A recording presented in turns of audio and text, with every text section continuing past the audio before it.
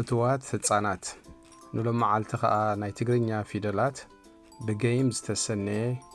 ካልኣይ ክፋል ኣዳልየልኩም ኣለኹ ነቲ ኦሪጂናል ትሕዝቶ ምስ እትደልዩ ነዚ ኣብ ታሕቲ ዘሎ ሊንክ ብምጥዋቕ ኣብ ኮምፒውተር ላፕቶፕ ታብሌት ወይ ቴሌፎን ክትጥቀሙሉ ትኽእሉ ኢኹም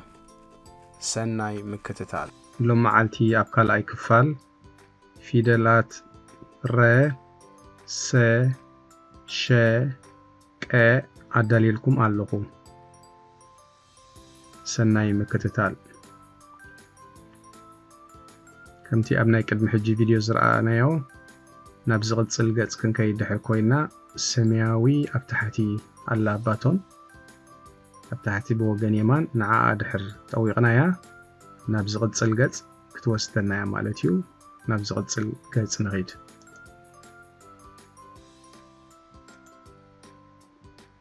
ረ ሩ ሪ ራ ሬ ር ሮ ንመዘከሪ ኣብ ታሕቲ ኸኣ ረ ረጋቢት ዝብል ኣሎ ማዕረ ክንደይ ተረዲእኩም ከም ዘሎ ንምፍላጥ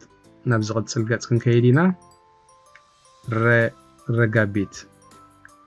ቀዳመይቲ እንታይ ኢልና ኣለና ረ ድሕሪኡ ሩ ሪ ሪ ምስ በልካ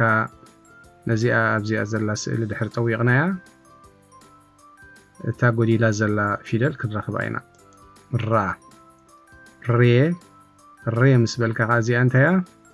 ንጠውቃ ነዚኣ ር ር ምስ በልካ መወዳእታ ሮ ብምድግጋም ርሳስን ወረቐትን ጌርኩም እንዳፅሓፍኩም ድሕር ደጋጊምኩሞ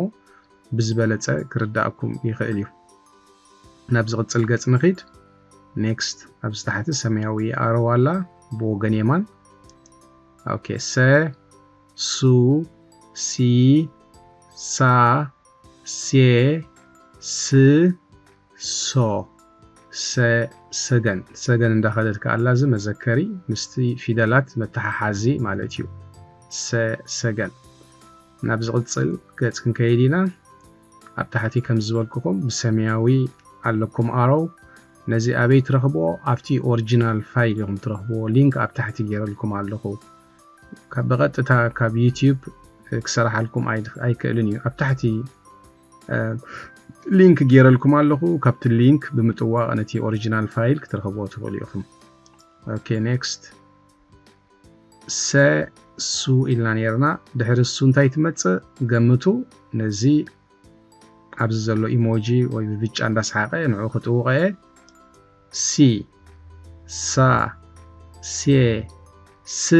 ስ ምስ በልካ ከኣላስ እንታይ ኣሎ እዚ ንጠውቆ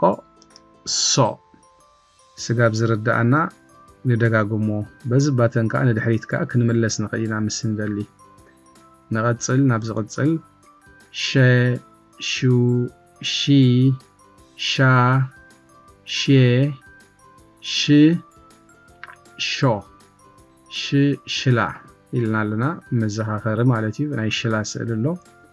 ናብ ዝቕጽል ክንከይድ ኢና ኣብዚ ከዓ ፓዝል ኣለኩም ሸ ምስ በልካ ነዚኣ ንኽትረኽብዋ ክንጥውቓ ኢና ገሚትኩምዋ ከም ዘለኹም ሹ ሺ ድሕሪኡ ሻ ሼ ነዚኣ ምስ ጥውቓ ከዓ እንታይ ክትመጻልናያ ሽ ድሕሪኡ ሾ ናብ ዝቕጽል ገጽ ክንከይድ ኢና ቀ ቁ ቂ ቃ ቄ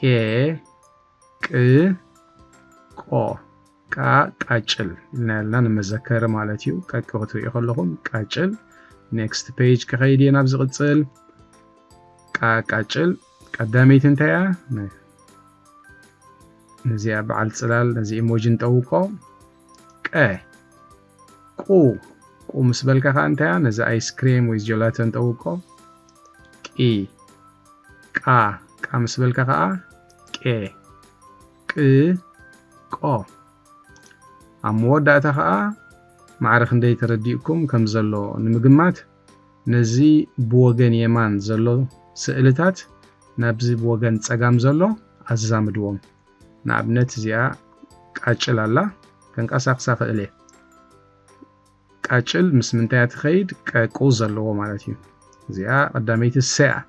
ጠጠው ክትብል ትኽእል እያ ግን ድሕር ትንቀሳቐሰላ ኣላ መሊሻ ጽቡቕ የለናን ኣብዚኣ ትኸይደ ግን ቃጭል ቦታኣ ስለ ዝኾነት ከንቀሳቐሳ ዋላ ተፈተንኩ ኣይትንቀሳቐሰለይን እያ ኔክስት ኣብዚ ሽላ ኣለኩም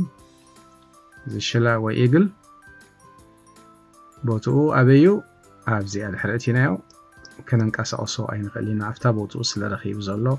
ኔክስት ሰገን ኣላትኩም ኣብዚ ሰገን ከዓ ምስ ምንታይ ክትከውን ኣለዋ ሰገን ኣብዚ ከዓ ረጋቢት ኣለኹም ረጋቢት ድማ ረጋቢት ነዚ እንደገና ድሕር ክትፍትንዎ ደሊኹም ቀያሕ ኣብ ታሕቲ ባተን ኣላ ኣብ ታሕቲ ምእክል ኢላ እንደገና ትብል ንዓ ድሕር ጠዊቐያ ናብ ዝነበርዎ ክምለሱ እዮም እንደገና ሽዑ ክንፍትኖ ንኽእል ማለት እዩ ብምድግጋም ክርዳእኩም እዩ ኢለ ይኣምን ኣብ ዝቕፅል ከዓ ክሳብ ዘዳልወልኩም ሰላም ቅነ ይግበረልኩም